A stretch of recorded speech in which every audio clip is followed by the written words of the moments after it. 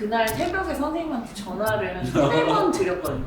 근데 이제 마지막 분만을 받으러 나오실 때 이번 액이 나오면 기록이네. 쌍둥이 같은 경우는 당연히 제왕절개로 나와야 될 것 같습니다. 기본적으로는 단태아와 동일합니다. 수술 적응증이라고 해서 우리가 애가 엉덩이를 있거나 아니면 전치대만이거나 아니면 이전에 자궁에 수술을 했거나 이럴 경우에는 쌍태아도 단태아나 마찬가지로 수술을 하죠. 그렇지 않으면 자연분만을 하는데 단태아와 다른 점은 아기를 하나 낳았어요. 애가 아직 하나가 더 있어요. 네. 그래서 걔를 분만을 하는 거를 나는 하겠다 그러면 쌍태 분만을 이제 하는 거고요. 그 2명 아기를 내가 안전하게 끊을 수 있을까? 자연분만으로 하면 수술을 하는 거예요. 저는 얼마든지 가능합니다. 단태아는 딱 낳고 나면 모두가 다 휴태만 나오고 이제 하면 되니까 하는데 쌍태아는 이제 하나가 나와도 아직 게임이 끝나지 않았다 이런 느낌이라서 늘 그때가 더 긴장됐던 것 같아요. 맞아요. 선생님 산모분이셨는데 새쌍둥이 자연분만 수술장에서 한 기억도 나거든요. 사실은 그 다음에도 열심히 해서 계속 새쌍둥이도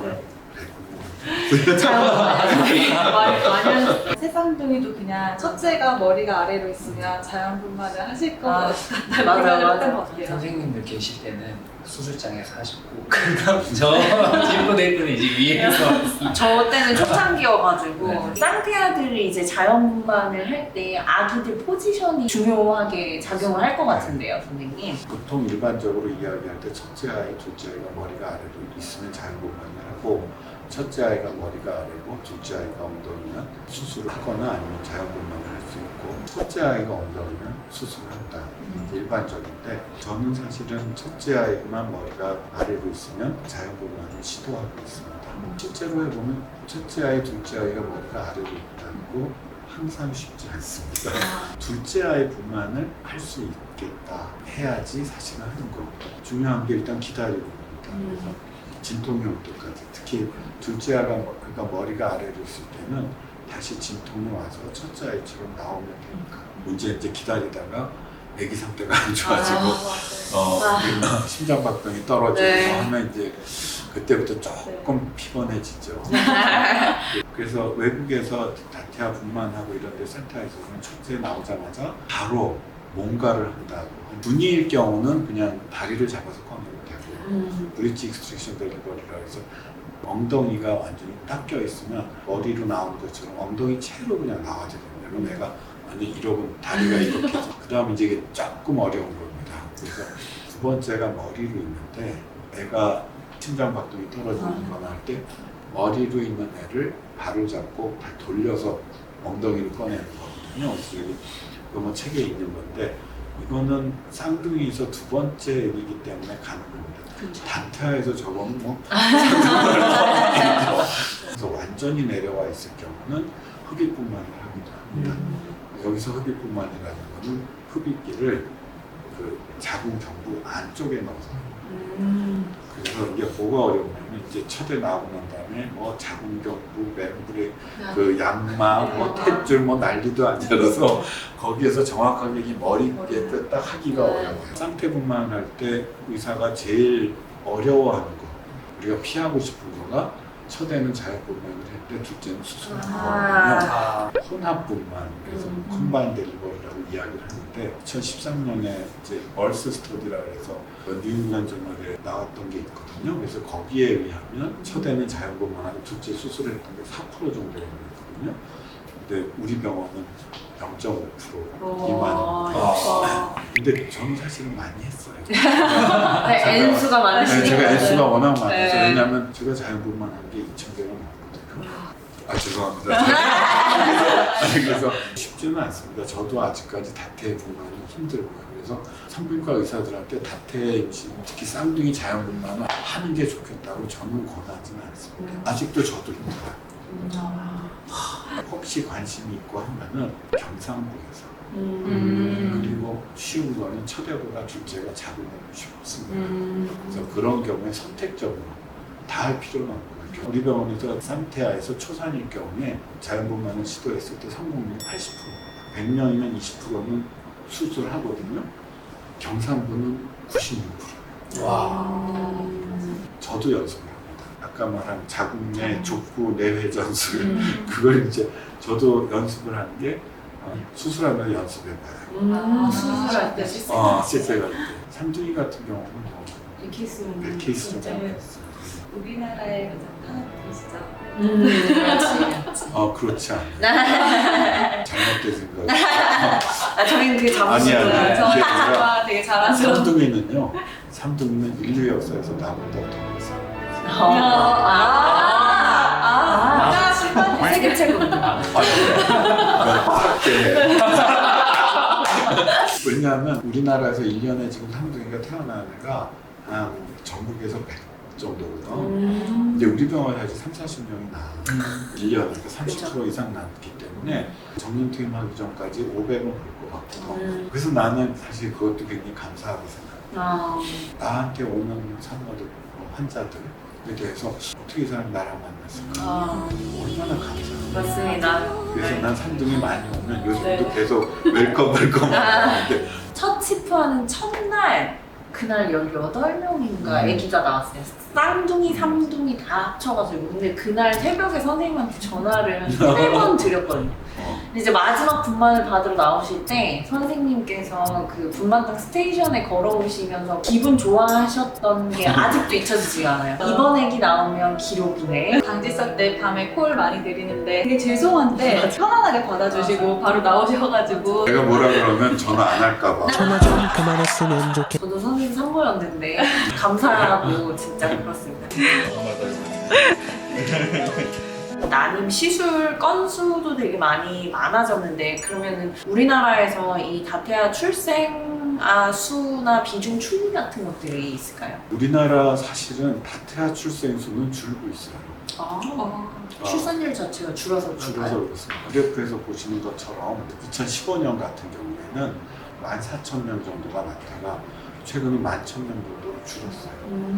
그런데 비중은 4.9%로 늘고 있습니다. 그러니까 전체 출산 자체가 줄어서 그래서 저렇게 높은 나라가 사실 많지 않습니다. 우리나라는 다태아 빈도가 많은 나라는 아닙니다. 그러니까 자연임신 상태에서 네네. 그런데 지금 우리나라는 거의 전체 애들 20명 중에서 1명이 다태아고 조산 이런 것들에 따른 합병증들 이런 것들을 생각하면은 다태아가 많아지는 거를 산과의사들이 좀 더 일을 해야 될 게 많아지는 그런 얘기를 조선일보에 선생님 연재를 쭉 하고 계시더라고요. 제가요 이거 사실은 몇 번 더 하자 그러고 제가 더 이상 제가 13번을 했습니다. 사실은 몇 번을 더 할 게 있긴 한데 네. 굉장히 어렵더라고요. 책을 냈었는데 그렇죠. 그 책의 내용에 대해서는 제가 혼자 책임을 지면 그만인데 조선일보에 내는 거는 제가 잘못하면 조선일보에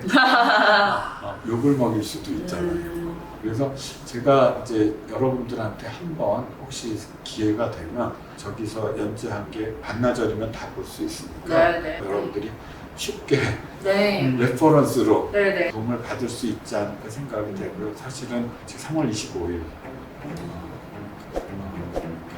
오늘이에요? 안 그래도 오늘 읽으면서 오늘이라고 인지를 못했어요. 그래서 제가 지금 아는 게 다 맞는 건 아니고 제가 잘못 이야기한 것도 있겠지만 일부러 한 건 아니고 제가 몰라서 혹시 그랬을 수는 있지만 전문가로서 지금 이렇다 하는 거에 대해서 좀 더 객관적이고 그런 정보를 전해줄 수 있으면 도움이 되겠다는 생각으로서 했었던 거고요. 채널 커뮤니티에다가 링크 걸어놓고 저희 영상 밑에도 링크를 걸어두도록 하겠습니다. 일반인들 시각으로 굉장히 쉽게 풀어서 주셔가지고 제가 읽으면서도 되게 너무 좋은 컨텐츠라고 생각이 드는 연재였습니다. 저희 채널에 선생님 제자분이신 김건우 선생님께서도 예전에 나와서 영상을 찍어주셨는데 아직까지 그 영상을 보시면서 저희 채널 주민분들이 되게 힐링된다, 많이 도움이 됐다 얘기를 하시는데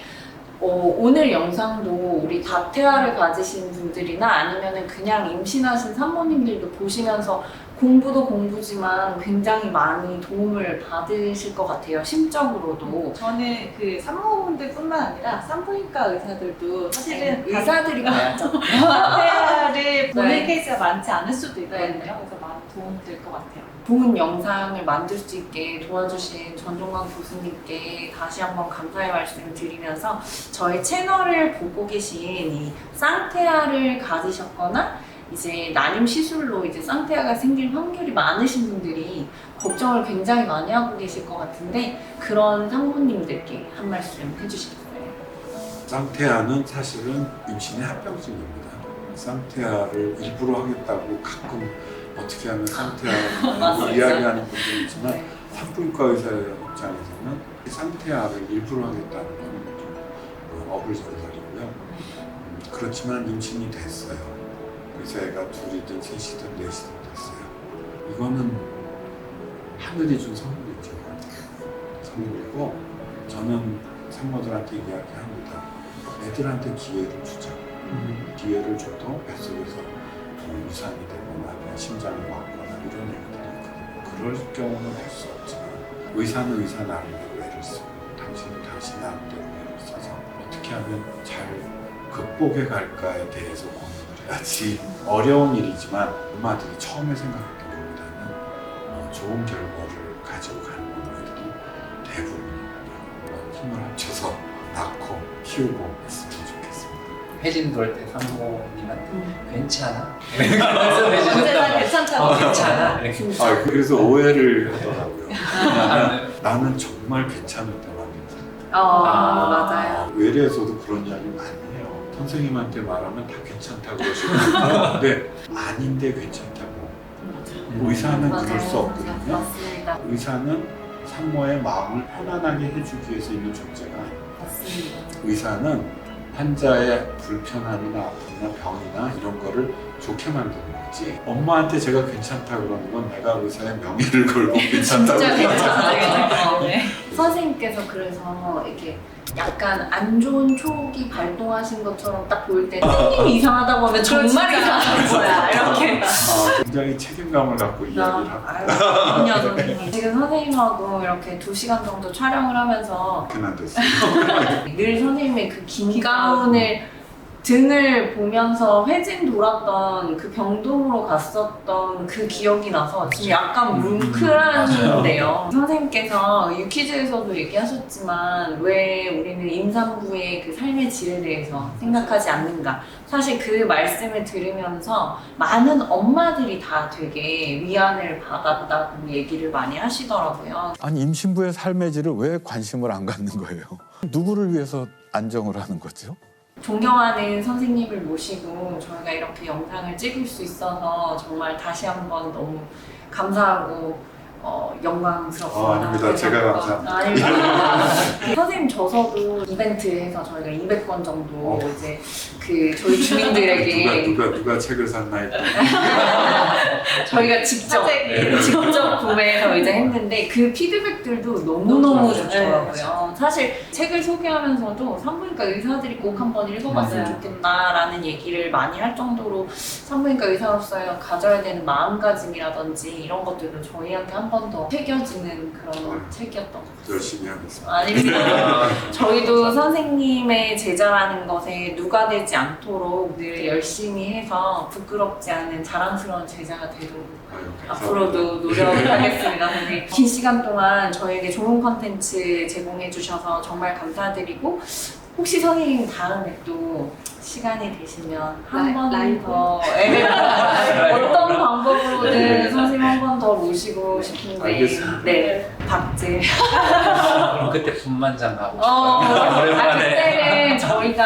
네. SB에서 네. 서울대병원으로 가서 아. 찾아뵙는 시간 또 가질 수 있으면 좋겠습니다. 지금까지 우리 우리 동네 동네 산부인과였습니다. 와! 감사합니다. 그럼 왠지 마지막에 이렇게 선생님께서 회진 끝날 때 이렇게 하고 아, 하셨는지 생각이 이게 나서 그거야. 그 뭐지 나마스테라고.